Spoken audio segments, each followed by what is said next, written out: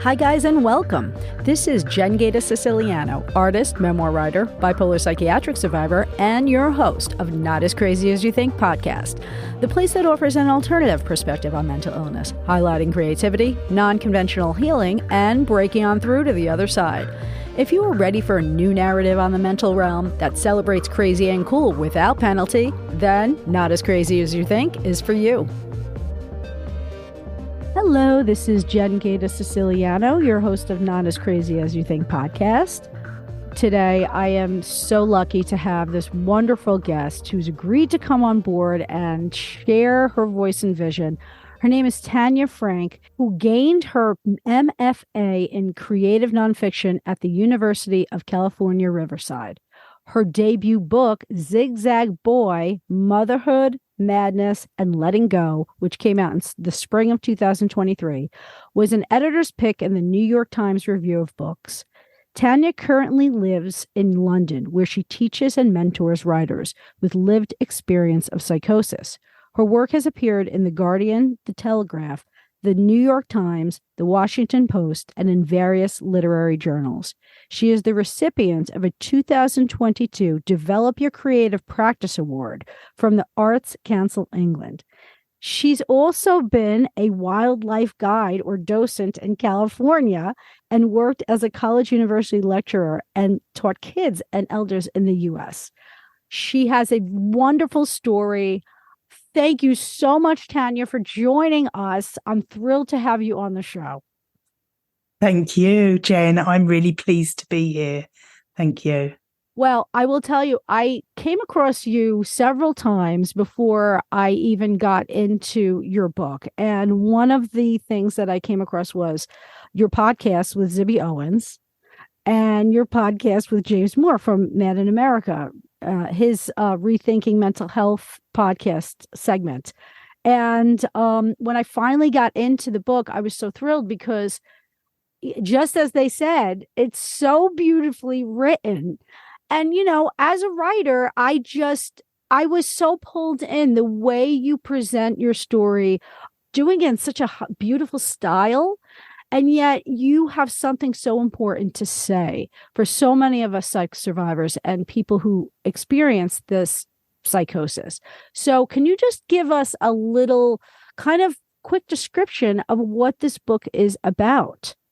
Sure. Well, this book was a long time in the making because my youngest son, Zach, had his first altered state or this thing that we call psychosis in the biomedical model in 2009. And the book only came out this year. It covered a period of 10 years, although there is some backstory that goes back into my childhood, but predominantly it's a 10-year period from that first episode, if you like, to the final days of lockdown when things actually opened up again and I had moved from California to the UK.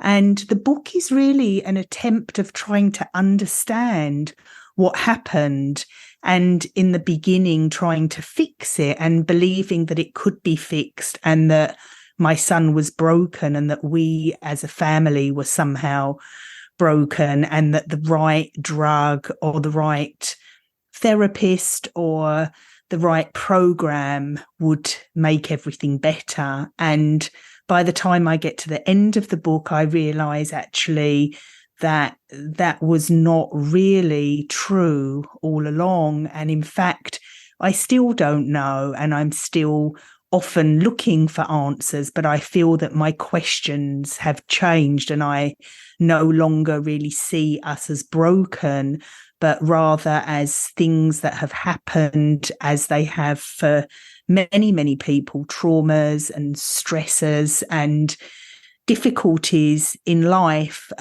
with its very uneven playing field for many of us that cause such distress that isn't really properly understood because I think we've lost our sense of compassion and community along the way. I mean, you put all that so well because, you know, we are in this state where we don't understand these mental realms, right? But with the biomedical approach, it's like we have the answers, we know what it is, and at least they put that forth. So when you first come into that treatment plan, you, as any person in, you know, our Western civilization, would want to believe the doctors know best. So that's like kind of a wake up call. And throughout the book, you continually come up against that. So, you know, he was diagnosed. And as we know, psychosis there's a spectrum of different labels for it. So he started with a more of a generalized psychosis diagnosis, and then went into a little bit more of a like schizoaffective. Was that Yes. where it went? Yes, yeah. So when we got his first diagnosis, it was called psychosis NOS, and the NOS stood for not otherwise specified, which seemed like such a vague label. Not only could I not really make sense of it, but even the medical establishment really didn't quite know what was going on. They said it could possibly have been from smoking too much marijuana, and that if my son stopped smoking, it could just disappear and he could, you know, regain his sense of being and, you know, not really struggle with these voices and visions and this, you know, not really being able to partake. He had to take a break from his study, and his friends moved on, and he was really just kind of left behind in so many ways, and struggling with being labelled. And I was spending a lot of time, rather than just being with him, I was spending a lot of time trying to understand what the diagnosis meant, and staying up very late and reading and struggling myself. So my own kind of mental health was really impacted too. And I was also quite scared and wanted to trust and believe the doctors. So if there was any way of me saying that I took sides, I guess I took sides with medicine and with science, because I'd been brought up to believe that doctors knew best and they were like the gods, really. And if anybody could cure this thing, it was the psychiatrist and these drugs. So I did push quite heavily. And I also was, I joined NAMI, which the actual chapter of NAMI that I joined put on this group for families called Family to Family, where you went along for 10 or 12 weeks and you were told and taught and shared with the facilitators who had undergone similar kind of experiences. And it was very much in line with the medical model, unfortunately, because there was lots about NAMI that I really liked, which was about having a community and making contact, but it was definitely a broken brain model. So the kind of literature that we were given made me believe even further that, you know, drugs were the answer to help. And Zach all along was saying that he didn't feel that they were helpful, that they actually were harmful, and they were causing a whole other layer of difficulties for him, physical difficulties, like his eyesight got blurry and his body hurt and he got constipation and he couldn't focus. So as well as dealing with all of those initial difficulties, he was now dealing with not being able to wake up, not being able to be awake when the rest of us were. So he would often sleep during the day, be awake at night. So his whole life was really impacted in a much harder way through the very thing that I was looking for to make it all better. Yes. And in terms of the diagnoses, that initial diagnosis did change, but it didn't just change once, it changed many times. And it was in the changing of the labels that I started to think, well, this doesn't really seem quite right, because every time we go to see another practitioner, we get a different label. So sometimes it would be schizoaffective or schizophrenia or paranoid schizophrenia or depression with psychotic features, which again just led me to all this trying to research what every single label might mean, and not being there with Zach because I was, just too engrossed in trying to understand and make sense of it. And also the very system itself, in terms of the insurance and the trying to get help, takes up so much time and energy that I think it takes you away from the very thing that makes sense and that would help, which is being with your loved one. Mm. Well, I hope you don't feel in any way that was, lost time. I know that, as a mom, you certainly would want to be there for your child. I have a young son and who's 16. And if he went through something that I went through, hearing voices or whatever, it would be distressing to me. However, what you've then was educate yourself enough on their education so that you knew what to look for as alternative, supplementation. Because my parents, just to share, they did not do that for themselves. And they might have been constantly around me, but it wasn't helpful because they were just reiterating over and over and over every single thing that the doctor said. And it was constant re-injuring. And I knew it was wrong.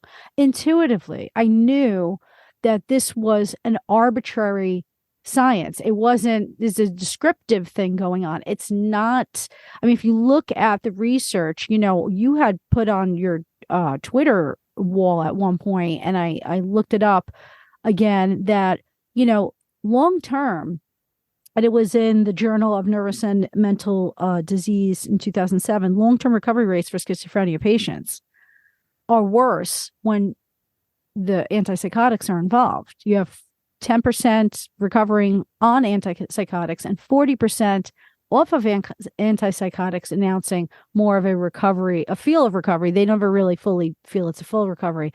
However, how can you get there, right? If they only put forth this scientific, quote unquote, reasoning that if you don't go with the science and the medical establishment, you're feeling like a fool, right? It's like, so I thank you on even Zach's behalf that you went there and you did that, because this is where you are today because of that.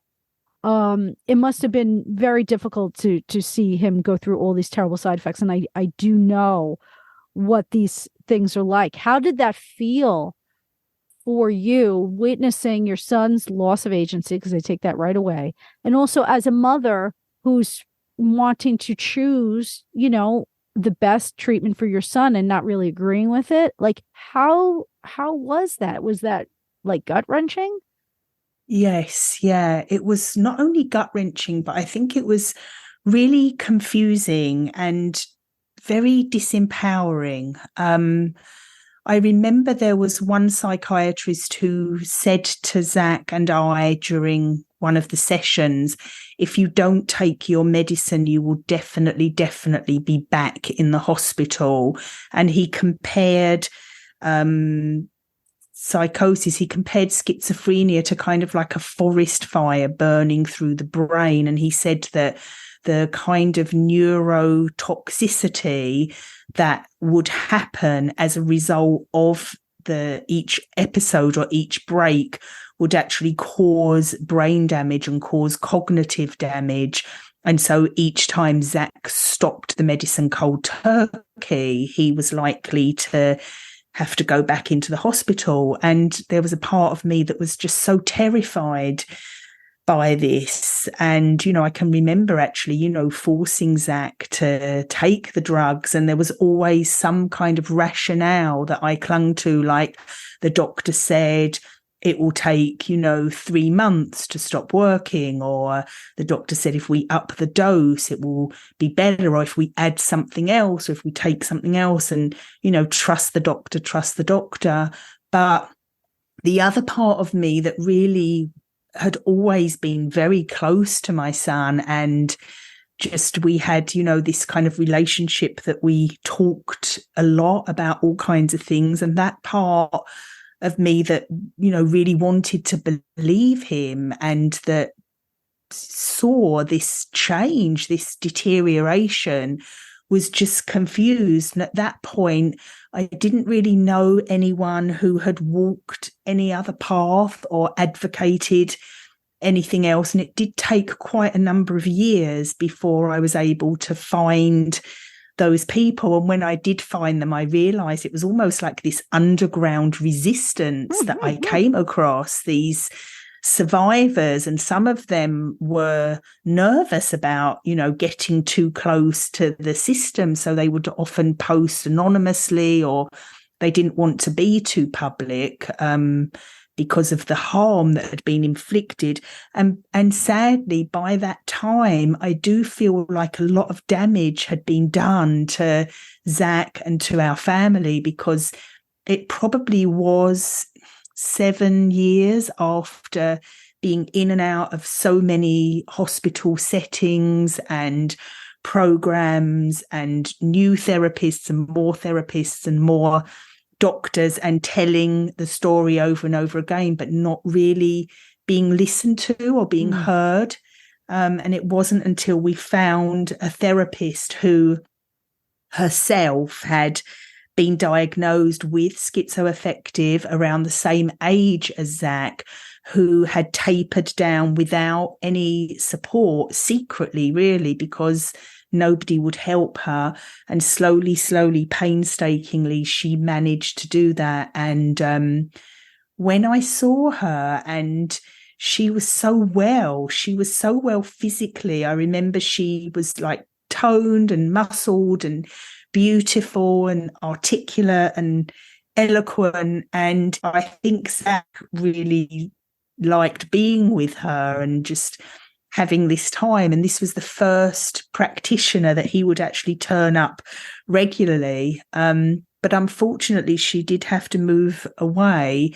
And I also think that, I wish it had been this kind of happy ever after story where Zach too could have tapered down and become the professional that he wanted to be. But it didn't actually end like that. And I think it was possibly because it had happened so late for us after so many years and finding this person. And there were so many other factors and stresses and things that we still had to work through and still have to work through today. But at least there is an alternative. And I feel grateful that I can tell other people too that there are other ways of navigating this thing. Yes, absolutely. And it is, the truth of it is, it is a lifelong journey, because, even when you have these experiences, they take over your life, because you have to address it, and you can't move forward in life until you address it. So, it is a type of thing that, it might have taken a while to get to this manifestation, whatever this distress looks like it symptomatically. But in order for you to kind of steer back, there has to be an undoing, and then a reintroducing healthy things, right? So one of the things that I found to be really, really interesting on your part is that you were trying in so many ways to introduce all of these alternative ways to heal. And, for everything from, just diet and exercise and just good habits and, proper sleep, and even orthomolecular therapy, right? You went into, and it's just, it's amazing. The openness that you had to understanding that maybe these other things can have an interplay in the healing process. Now, in you, exploring all those things, what now looking back, what was the most helpful in terms of a supplemental, assist? Yeah. Gosh, I think that the orthomolecular for a time was very helpful. Um, Unfortunately, it didn't last. The taking of the orthomolecular medicine did not really go on for as long as I would have liked to have seen it go on. First of all, it was very, very difficult for us to get an appointment with an orthomolecular practitioner. So we kind of just went on guidance of somebody who had, and sort of a little bit like that therapist, really, who was doing her own thing. And that's really sad because it's not easy to see a psychiatrist, of course, but it is easier if anybody has a break. Maybe that's not the right term, but if anybody, has a altered state or extreme distress, that is the first port of call. You would not be sent to an orthomolecular doctor. In fact, they're often seen as quackery, and you probably wouldn't be sent to a nutritionist, and you wouldn't have the kind of screening that maybe a doctor who's a functional medicine doctor might perform. So I think there's so much lost opportunity because of the way the health system, both here in the UK and in America, is set up with big pharma. Really quite often the right questions or even the right range of questions are not asked when somebody might present initially with anything from grief, from losing a loved one, to, this thing we call depression, from maybe getting a terminal diagnosis or suffering all kinds of a range of distressing life events. So I think that I was always fighting against the status quo, and the kind of system that's in play both here and in America. And unfortunately, Zach wanted his orthomolecular medicine to be dispensed in a way where it wasn't sort of in tablet form. And if that had been possible, I think we may have been able to go a little further. But it wasn't possible as far as I could tell at that time.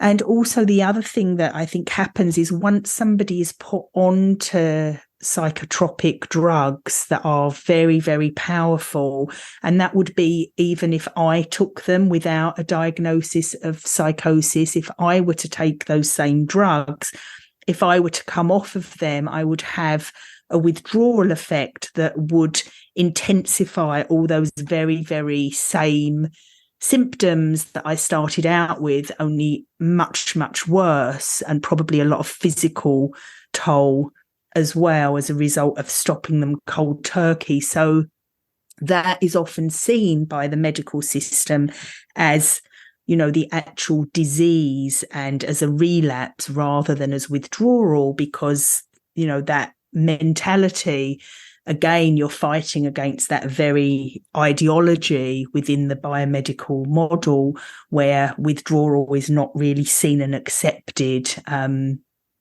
For the most part, there are some people now, there is some knowledge. In fact, I think there's more and more acceptance of things like akathisia and even akathisia-induced suicide from the iatrogenic harm from the drug. So that's the actual medical induced harm from the drugs. And of course, it's distressing to understand that, but I'm also hopeful that now that this is being understood and being talked about more and more, and more survivors are coming forward, it feels like almost like a revolution of sorts, that change is coming. I feel it in the way that I never quite felt it before. So yeah, so I think that it's not all doom and gloom. Oh, that's so good to hear from someone like you who's been on the front lines for so long, because I do feel it too. I do. Maybe like I had mentioned to you, a lot of us survivors started coming out during COVID because we were able to communicate like across, state borders, you know what I mean? Like in America, and meeting people in other countries.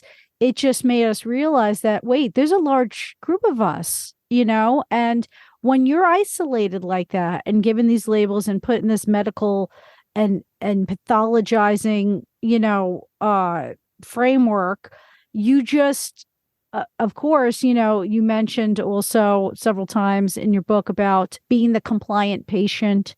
Without being that compliant patient, you're inviting in a whole other layer of disrespect by the system. So, it's a very disabling and kind of disempowering setup. So yeah, it's almost impossible when you're first in it to take a different approach, because you're trying, right? You're trying to give it the chance that any normal person would give medicine. Like, why wouldn't you? But that's why it's so important for us to break down the paradigm, because the paradigm does not stand alone soundly in a regular medical model, because usually you have biomarkers to prove that there's things that are not stable in a biological system. If you have a problem, you can point to the problem. And with this, it's really just descriptions. The fact that the diagnosis kept changing, that's evidence of that. It's a willy-nilly type of, I love the quote that you give, it's more like spin the bottle than science, this whole setup. And it really is true. And you've experienced this firsthand.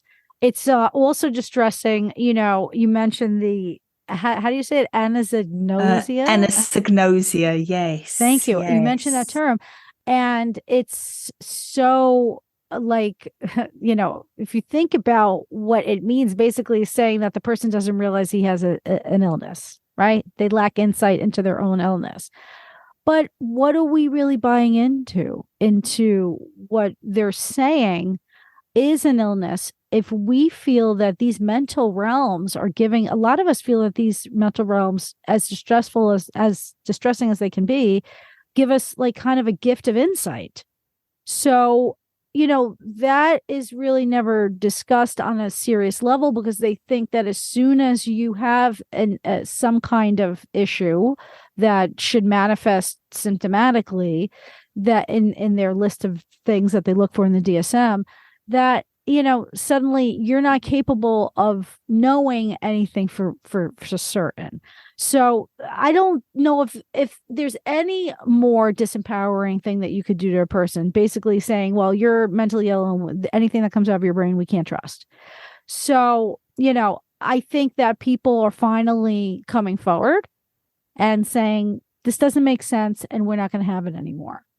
Yes. It's a new time. Yeah. Yeah, I think so. And also questioning this very idea of like, if the drugs don't work, which in so many cases they don't, and in so many cases they do actually add a whole new layer of difficulties. And there's some research that suggests that people that are on these lifelong high doses of these drugs can have their life expectancy reduced for up to 20 years because of the damage, the metabolic syndrome and diabetes and heart disease and all kinds of health difficulties that go along with these very, very powerful and toxic drugs, but also the idea of being treatment resistant. Like my son's team have often turned to me and said, well, your son has treatment resistant schizophrenia. And my brain hurts, because I think, well, why is he being given these really high doses of these drugs if he is treatment resistant? Wouldn't it make more sense to actually try and taper them and see what might be missing and what might be presenting itself because of trauma, because of being locked up, because of being isolated during COVID, because of losing so much, the grief around that, all the rules and regulations and taking so much away from somebody. And to not look at that, I find it really, I'm very curious about that. And I have an opportunity to speak to the Royal College of Psychiatrists at their annual conference, the beginning of October. Wow. And with 2 other people, which is a really incredible opportunity to be able to have the floor and to have that platform. And we've decided that we actually want to ask the psychiatrists, what is it that they feel that they need in order to be able to have open, honest dialogue with us, and to admit that there are things that they don't know. Wow. And to talk about what it's like to not have supervision, because they are the only practitioners. Basically, all psychotherapists have to have supervision, but psychiatrists don't. And what would it mean for them to actually look at what it's like for their staff to turn over so quickly, for the level of people that stay in post to just be so deficient, and for this whole kind of trend of going back to this, science, which we often see as pseudoscience, but for them to hold true to that, what does it really mean, and how can they be rather than do? Because I think that for me to move into this space where I advocate more and I'm able to hold space for other writers, to be a mentor to them, I think I've had to move much more towards trying to be rather than to do and to fix. And some days that's more difficult. But I think that rather than us just saying how difficult it is and how much, how victimized or how oppressed or how hard it is, which I think psychiatrists see and hear a lot, and to look at how historically we have been blamed, especially as mothers, we've been blamed, and it's even in the literature and it's in the science that mothers have caused autism or schizophrenia because of the ways they have behaved. Or rather than to debate whether there is some kind of biological underpinning or whether it's environmental, but instead just to ask, how do they do what they do every day, and what kind of an effect, and where can we meet and have this open dialogue? And of course, it leads me into this notion of open dialogue, which the NHS in England is just coming to the end of a really big, important pilot study, research, where many trusts in the UK are using this thing called open dialogue, which was borrowed from Finland. Am I right in thinking it was Finland? Yes, where the rates of hospitalization, forced hospitalization and suicide were very, very high. And after utilizing open dialogue, where the person with distress is at the middle of the network, and regardless of whether they're actively hearing voices or having visions or experiencing sort of spiritual emergence, they can talk about what they're feeling and be listened to, and they are always part of that conversation. And there is this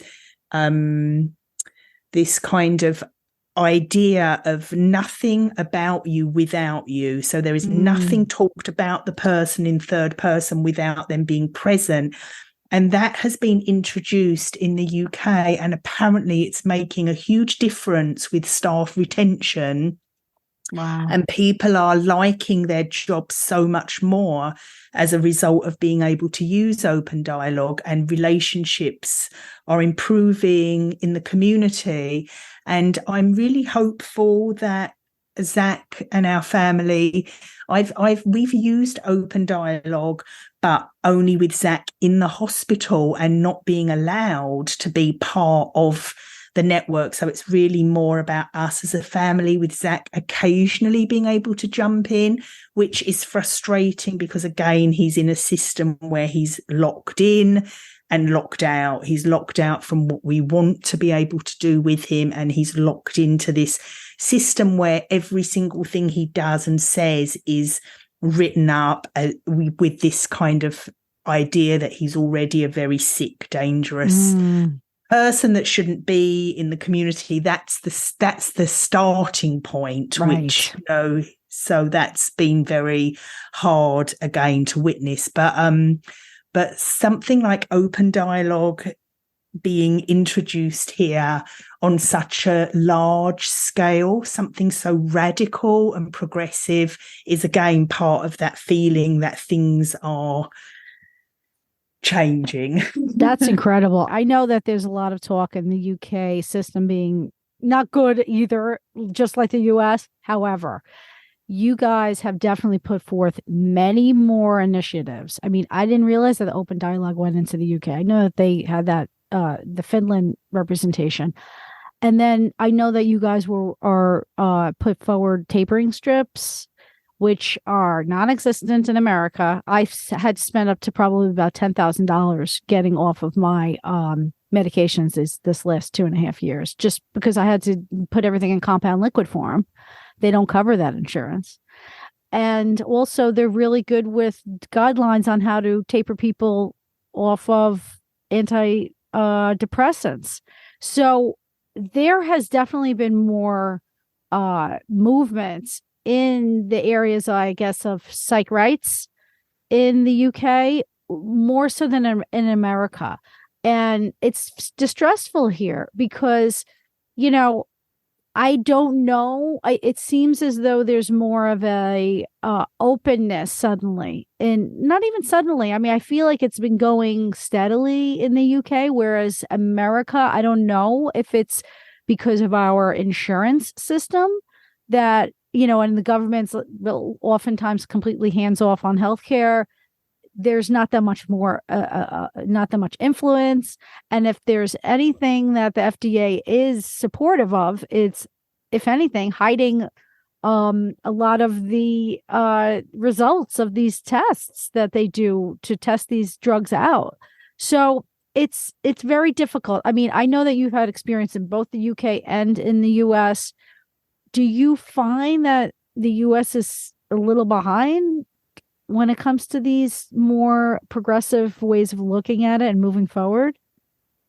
Yeah. Gosh, it's interesting because there's sort of this idea as well that the grass is always greener. Mm-hmm. So everything that you're saying about the UK, about the tapering strips and about, open dialogue, yes, there is some of that. There is definitely some of that. But again, the majority, the main kind of paradigm is still very much that you go into the psych ward, even though there are hardly any beds. Like, there are often times where there are no beds at all in the whole country.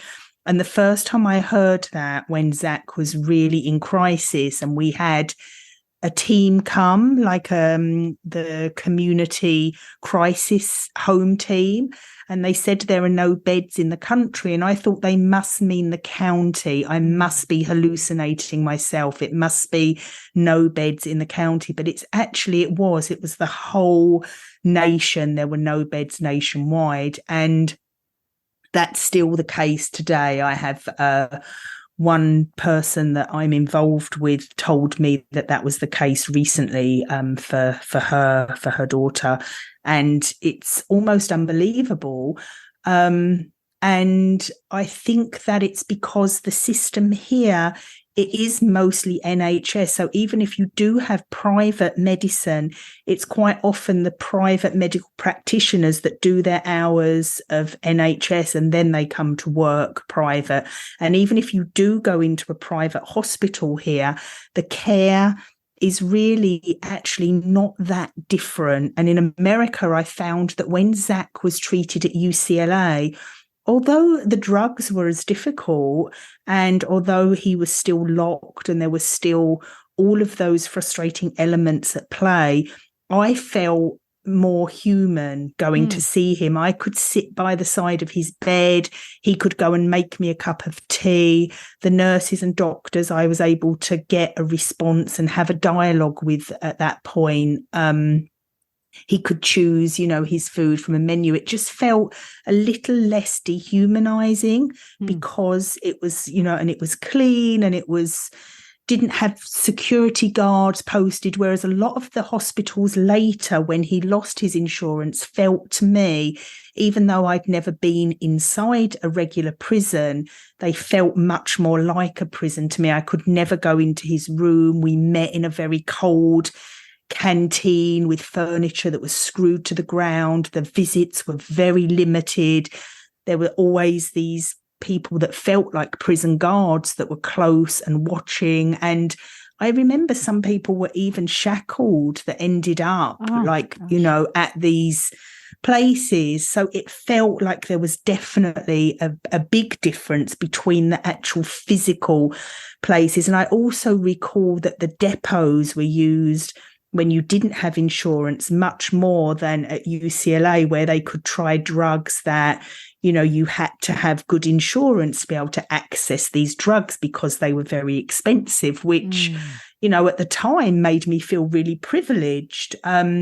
Here in the UK, I'm working with someone actually who's writing a book, because I do some mentoring now, one-on-one, as well as teaching groups of parents who want to write about their experiences living through their loved ones' psychosis. And somebody that I'm mentoring actually went into what is considered like the most luxurious kind of creme de la creme institution here in mental health. It's called the Priory, and it was absolutely a horrendous and difficult and really traumatic time for her. So I'm looking forward to hearing her full story and maybe seeing it exposed, helping her to get that out, because I think that's really important that, even in this country, even private care can still be difficult if it's within that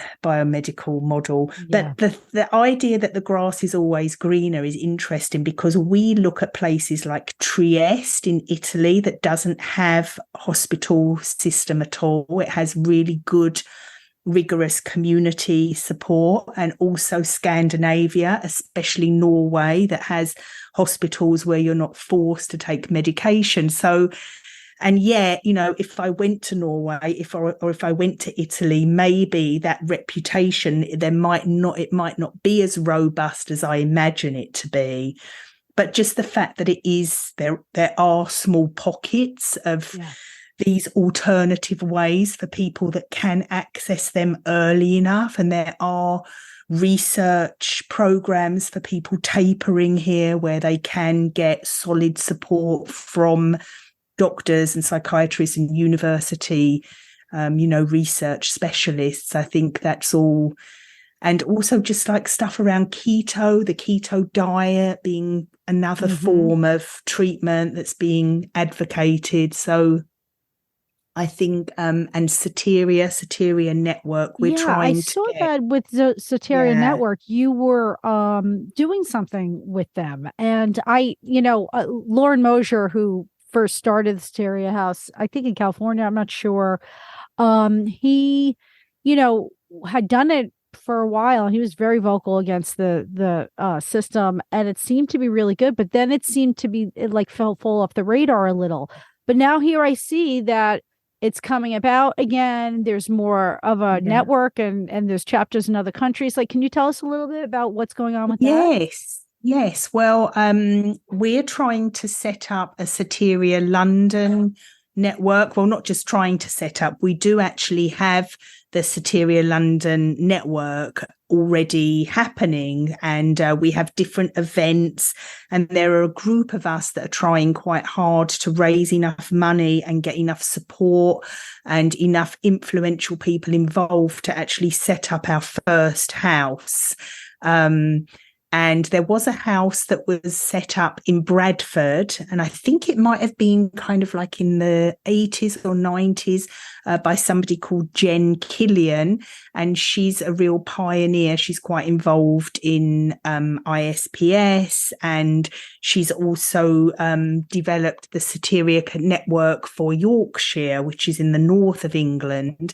The Soteria house that she set up in Bradford, I think it ran for a year as a pilot project just to kind of see how that would work. But we would like to do something like Soteria at home, so that when a family really needs support and is at a point of crisis where they don't know what else to do other than call an ambulance or call somebody from the crisis team or take their loved one to the A&E and start that process, which is often so much more difficult and snowballs, it's just like a roller coaster into all the kind of damage that I see now in our family, 12, 13, 14 years on. Instead of that, what we would like to try and do is something called Soteria at home, so that we can support each other.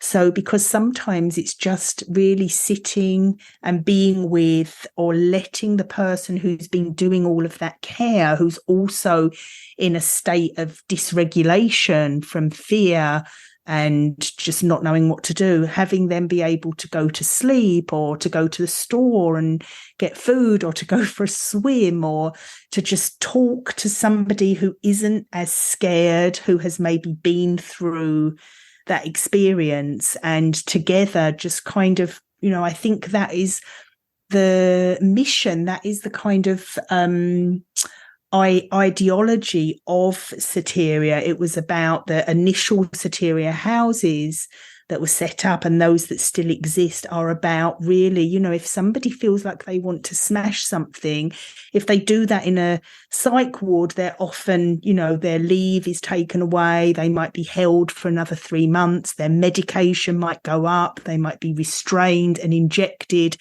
But in a Soteria house, there's a place outside where you can go and hit a punch bag or smash some dishes, or just, it's understood that there's a lot of angst and anger and frustration and emotion that might need to play out, but it doesn't necessarily mean that it should lead to incarceration. Right. Because so much of the response to expressions like that is about punishment. And it really shouldn't. It's not necessarily just like, this ill-intentioned behavior that's out of control. It's driven by some kind of emotional angst that sometimes by expressing it quiets it. You could get to the next level by hopefully getting it out. I know that there were times personally when, this whole setup sounds so beautiful, because there were times personally when I would have loved that kind of, I guess, sacred space, so that you can do what you need to do to get on the other side of that. And I would find myself trying to carve out that space in my home, or, hiding from my parents, or hiding from my ex-husband, like setting it up so that I could get there. But it was always dangerous, because if they should see me in a state that they were concerned with, the first course of action would be hand her over to the experts, right? And in this case, it's like you're allowing the action to take place in a safe experience where others can support the caregiver or anybody else who's involved. And I don't know, it sounds so humane. And this is, I think, what's lacking in the system as is. In the end, when you boil everything down into a biomedical model that only allows for, I guess, the reductionist view of everything, where, we're just bags of genes and chemicals. And it's like, where is the psyche in psychology and psychiatry? Like, where is that? It's like somehow the soulistic aspect of what humans are is lost under that model. And how could we all just like buy into that? It doesn't in the end make sense, because these things are not just within our biology, they are within our minds, Yeah. and our minds are non-local. So, Yes. Yeah. there's, I think, unless they get to that level where they start saying, well, yes, that conversation has a place.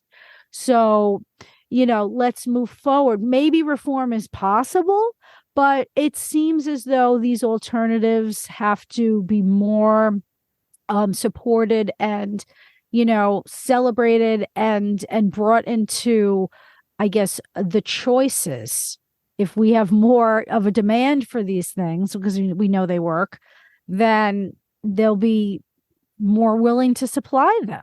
More people will be willing to Yes. back these things up. But it seems to be, at least here, I know personally, I mean, New York is I'm from New York, it's all about the biomedical.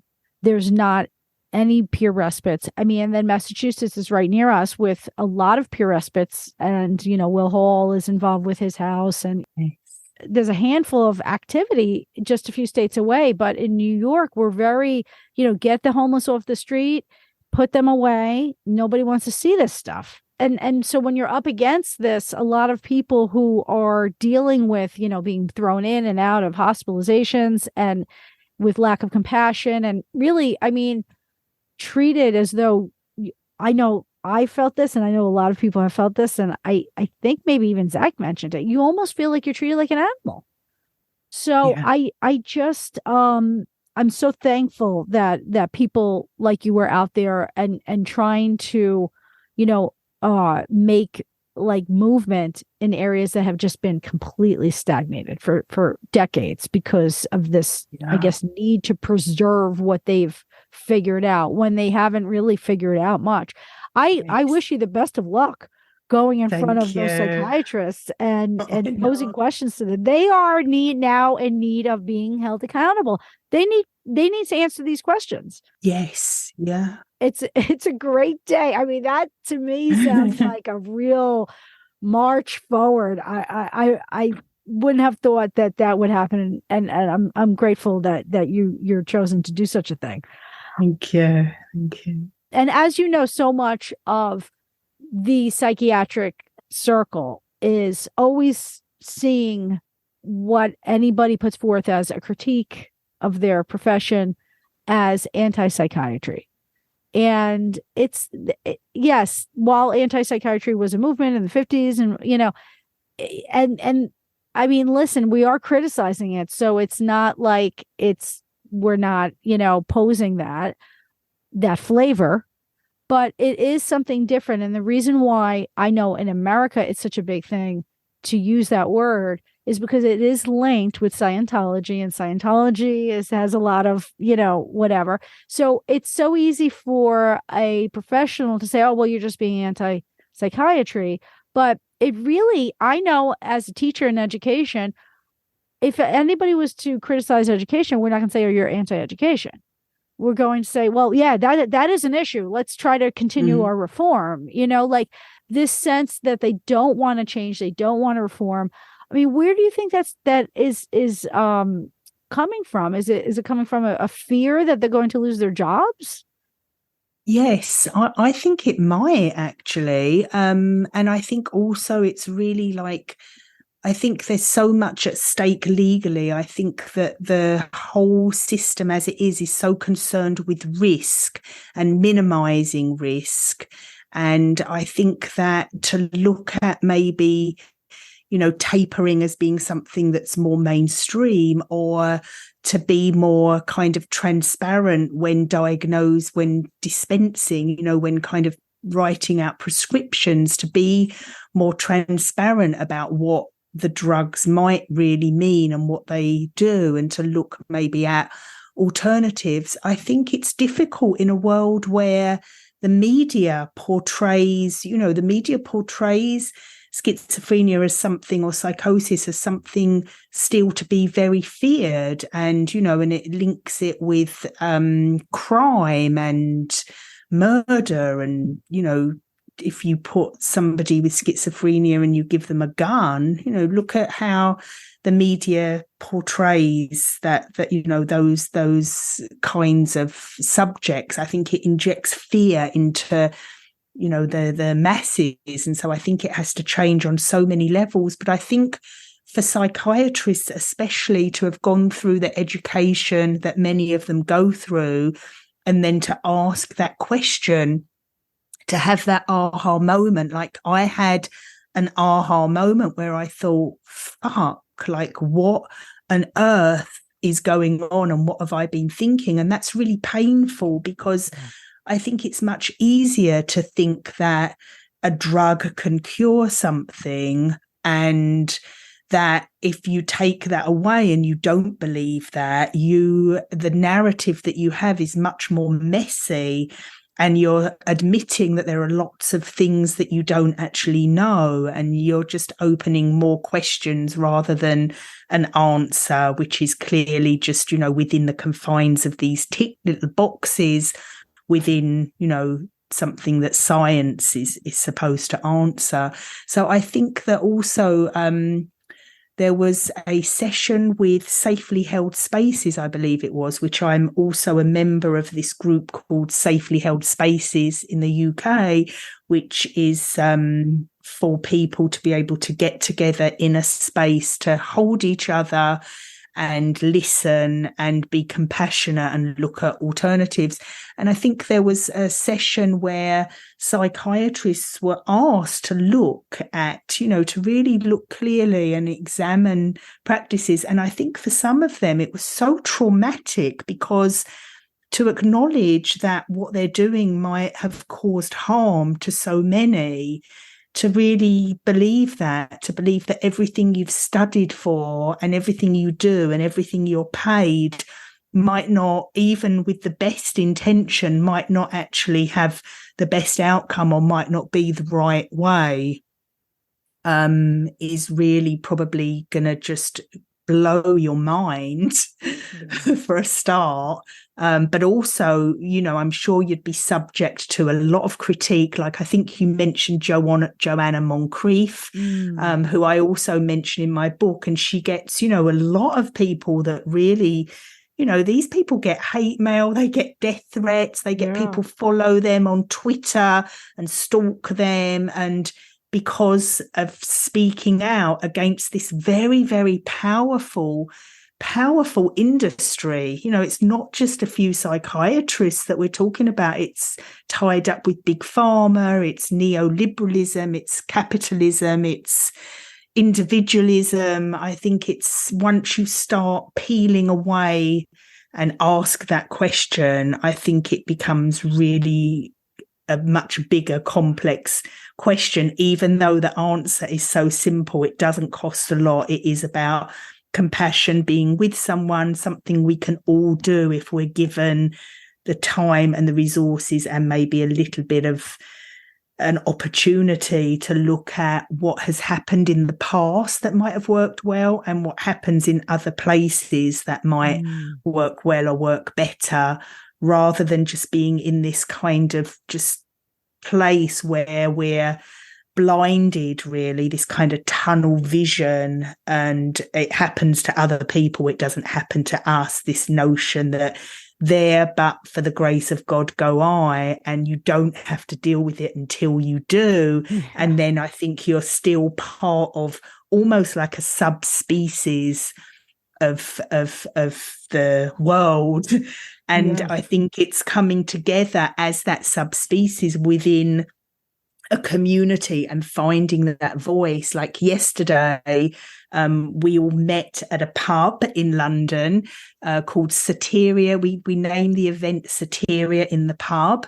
And for 3 hours, people get up and they recite poetry, they sing, they play music, they read from writings, they talk, they play harmonica. It feels like my church. Forever I was looking for a place to feel accepted, forever, even before Zach had his experience and I had this journey through the mental health system. I was always feeling a little bit othered and a little bit of a misfit, and looking for this church or temple or place where I was totally accepted and where everybody else felt. And this thing that has been created is really like that place, and it just shows how important it is to have a space to connect and have a voice when that is in so many other places taken away. Oh, absolutely. I mean, way to,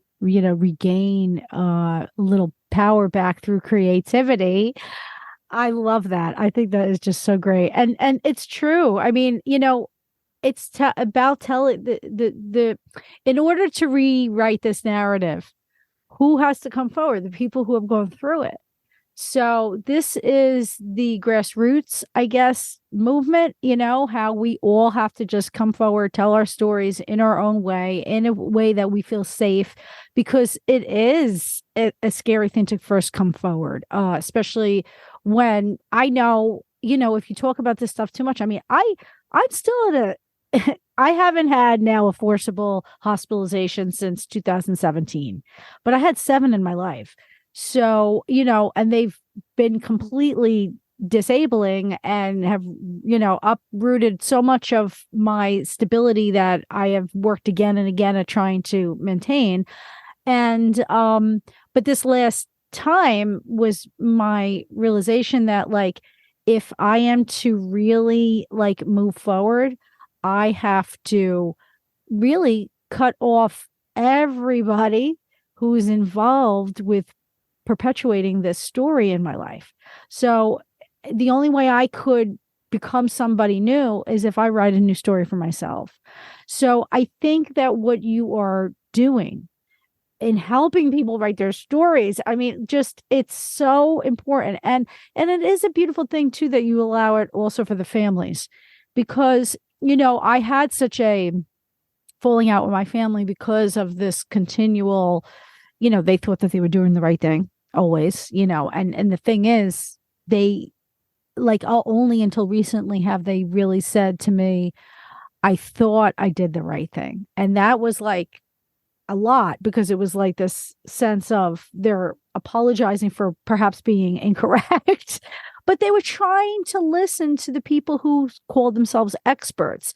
So when you're up against that, you don't want to just point the finger and say, well, they're the enemy, and yet I love that you are now reaching out to so many circles where there are psychiatrists involved, and more so, or even in my case as well, I'm speaking more to psychiatrists who are willing to be a little bit more open to the need for their field to reform. And it's a beautiful thing, because they're on the front lines too, right? And in just criticizing a little and saying it's okay to criticize, because we could get to even a more beneficial road to help so many more people if we know what doesn't work and look at it straight in the eye and do something about it. So this coming together of these forces, I think, is a new thing, but I think it kind of has to be in play, because you can't just have an anti, right, without there being a war. So it's a great space that you have your hands in so many of these systems. I'm very I'm blown away, because it gives me a lot of hope that there is a lot of activity out there. Just hearing from all your involvement, that just speaks to me on so many levels, because it's I recently got together with a bunch of lived experienced people, and we kind of came together in an artistic way in the middle of Central Park in New York, and we just wrote up a bunch of things, and we were sharing and giving, asking each other questions, and it felt so brilliantly empowering. And yet it was a little bit on the, oh, am I going to put this on my social media? Am I going to, because it's like you're hiding out, right? And you're talking about the people in charge, and those people in charge have the right to take away your rights.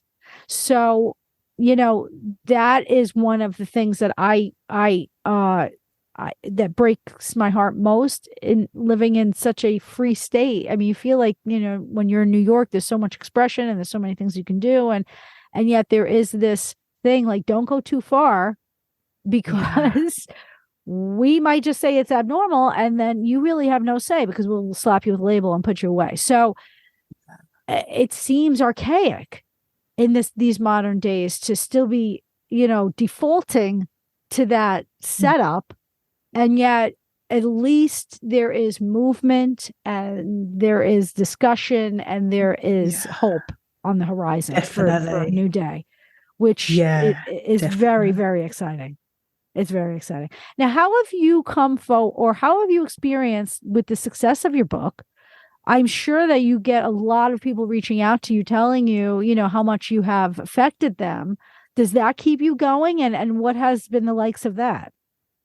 Yeah, I think that has been always just the thing that touches my heart. When I first wrote about our situation and about Zach, it was for the New York Times, and it was probably about 6 years ago now, and it was quite terrifying. I remember not being able to sleep the night before that went out, just feeling, quite exposed and exposing us all as a family. And I didn't use Zach's name then either. Yes, that felt really just too traumatizing and like just not, I wasn't at a place where I felt comfortable. But the response that I got when that piece went out was so overwhelming because people just wrote to me and wrote back to the column itself saying, this is my story. And that is what I've got over and over through the book, people writing to me on my website or writing directly to my email and, other family members and people themselves that have gone through or are going through, and just offering advice, offering hope and love and gratitude. And I think that's been better than anything. Like, there was a part of me that wondered what it would be to be a bestseller, to be up there on, the New York Times bestseller list. And obviously, every author or most authors, I'm sure, want that recognition. But there was also a part of me that thought that might actually take away from all the doors that have opened, because I don't think I would be able to mentor and teach and go and talk at these conferences and think about just, do all the advocacy and activism in the way that I can, because I would probably just be hiding away trying to write another book or being forced to, asked to write another book. So yes, it would have been great to maybe have reached even more people, and maybe I will in time. It's early days, and so maybe, the platform will grow and there will be. But I think that most important, crucial thing, the reason that I wrote the book, was to connect with others who would resonate with the narrative and who would understand. And I think, that's happened and that continues to happen. So yes, absolutely. You definitely have a place in that arena where your book is influencing others and helping others. And that's such a beautiful thing, because it's not just a, personal story that people can enjoy on the beach, or it's more than that. You know what I mean? Because it's so beautifully written. It really is. You have a way with your voice. Your literary style is so wonderful, really. I hope you keep at it and you continue doing all of your writing. I'm curious. I want to just bring up a couple more things. And that is, there was an affection towards Zach on so many levels on my part, because I feel like I was housed with a lot of people like Zach. And I understand what going through that different space is, that what they call psychosis. I actually call shamanic dismemberment. There are recurring themes often in that space where, you feel like there's agencies after you. And However, there's a lot of reasons for that. I mean, John Nash experienced stuff like that, and he was involved with like, all that cryptology and everything that was going on in his era.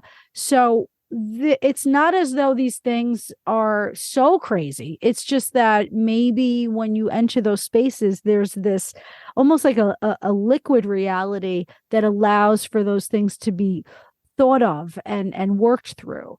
So I do appreciate anybody who goes through those states.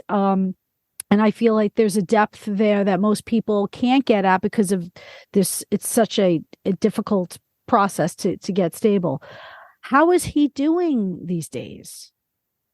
That's a really loaded question because I think it would depend on who you ask. We feel like he's doing really, really, a lot better and that he's well. And when he's with us, we just love having him around. He's still in a locked rehab. He's quite institutionalized. He's been there for quite a long time now, since the end of the book. And now there's been 4 years of time that has passed. And so I'm still involved in a huge struggle to try to release him, which takes up a lot bureaucratically and in terms of, just administration and the fight, because I really do feel that he should be in community. And when we see him,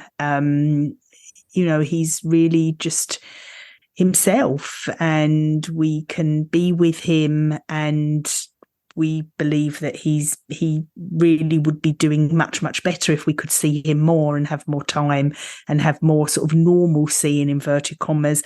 But, because of the way the system works, everything is very, very slow.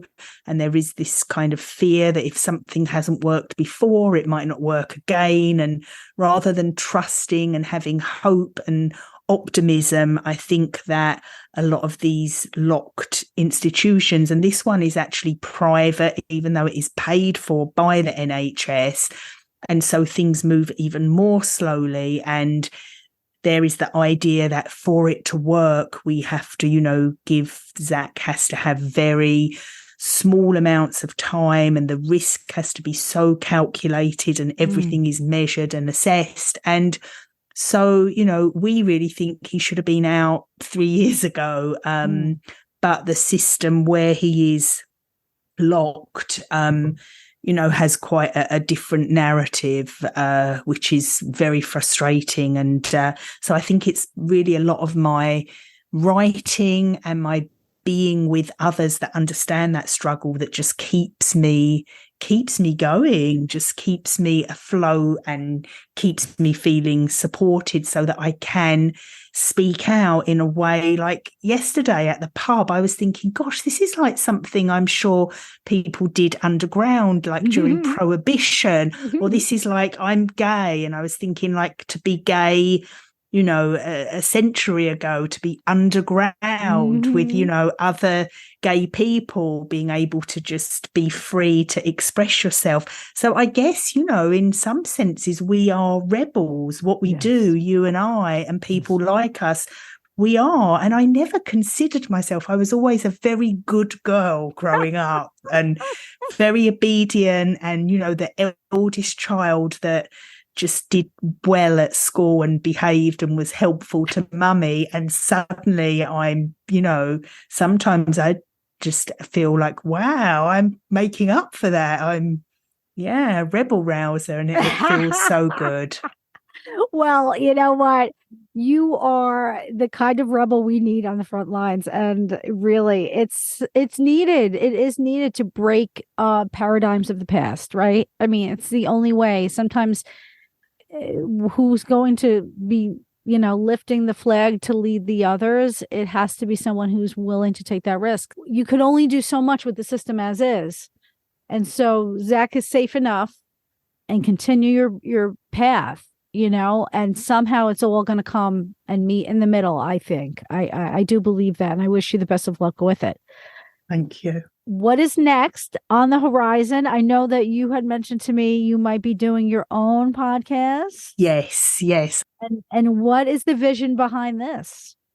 So my new podcast, I've narrowed it down to a little bit of a niche, I think, which is I want to interview people who have experienced altered states, have lived experience of this thing we call psychosis, and have managed to use art and creativity as a way of journeying through that and expressing some of that. So I have 3 people lined up. One is an author whose father was a prisoner of war in Korea and brought a lot of that trauma home before PTSD was even a thing that was talked about, and trauma was even recognized as something that could, be passed on to future generations.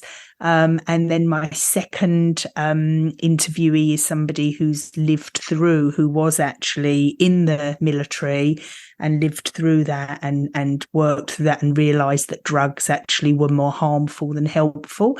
And then my third person, it's somebody that uses lucid dreaming to help veterans, which I thought was really another thing to just tie up. So my first pilot will be all around trauma, because I think personally our own intergenerational or transgenerational trauma in our family, it's another story, it's another book, but my grandmother lost her brother to Auschwitz and went mad, in inverted commas, and was hospitalized shortly afterwards and spent the next 40 years and lived and died in a mental hospital here in England.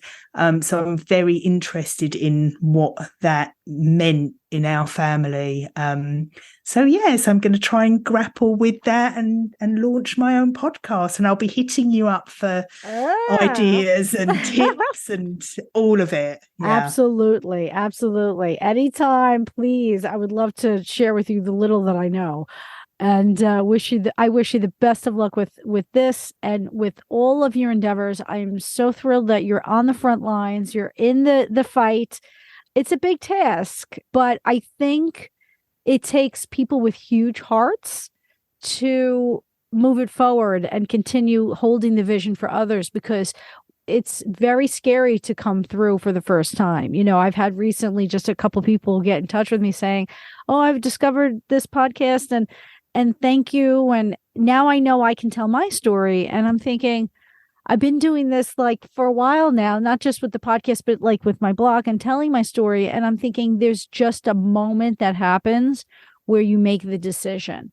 So that's what it's going to take. More and more people coming forward, telling their stories for us to understand that systems change. It has to happen. Yeah. Because people want it. Yes. Thank you. And thank you. Oh, of course. And anybody who is looking for a terrific book, please pick this up. There will be a link to the book in the show notes, as well as to your website, Tanya. Can you tell us what your website is for those of people who want to look you up? Yes, my website is tanyafrank.com, TANYAFRANK.com. Do you want to mention any of your social media platform handles? My Twitter is Tan Frank UK, TANFRANK UK. And my book is available wherever you get your books from. And it's in America, it's Zig-Zag Boy, a memoir of madness and motherhood. Beautiful. Thank you. Thank you so much. It was such a pleasure to have you on board. Thank you, Jen. I really enjoyed talking to you. Thanks. Thanks for listening to Not As Crazy As You Think, and don't forget to subscribe to my YouTube channel. And remember, mental health is attainable for anyone, especially those labeled with mental illness. Until next time, peace out.